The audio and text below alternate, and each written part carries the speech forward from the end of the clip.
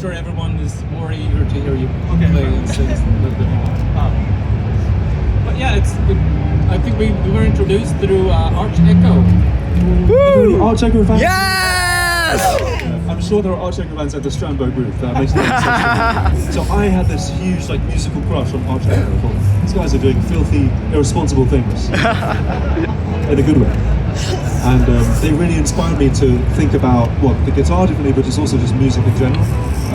I released an album last year.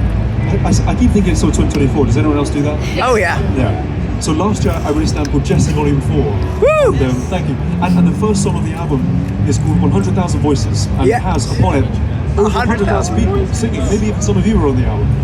Arch Echo end this track, so they sort of come in with this massive, fearsome spirit, which is very cool.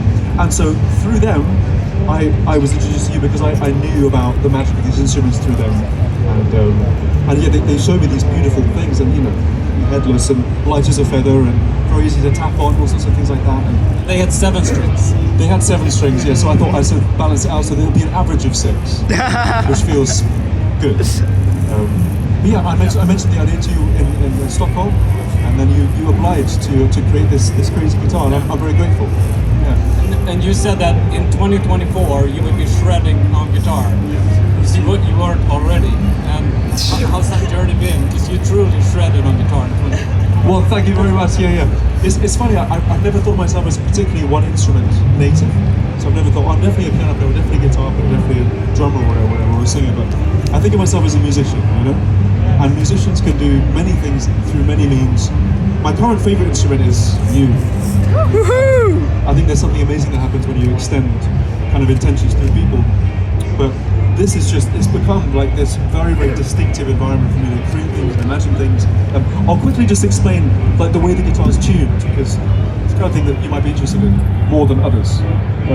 So mostly guitars are tuned in fourths, right? They're sort of fourth-space instruments, and 6-string guitars have a third in the middle of them. But this instrument is kind of interesting because it's a mixture of fourths and fifths. So does anyone here play the violin or the cello or the mandolin? Anyone play those instruments, the bouzouki? Yeah, so those instruments are all fifths instruments, right? So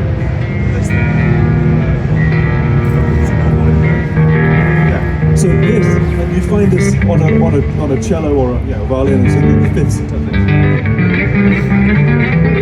Very open triadic stuff, But then I've also always loved just fourths, because I'm a bass player.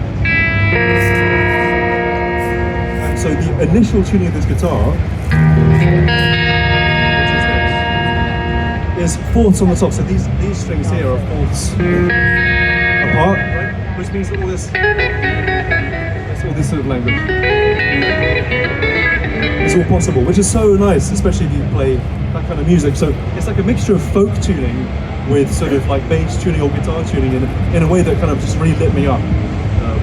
And so yeah, there's all sorts of fun stuff to do on it. But yeah, it's kind of never really been done in this way before, and it's cool that it exists, isn't it?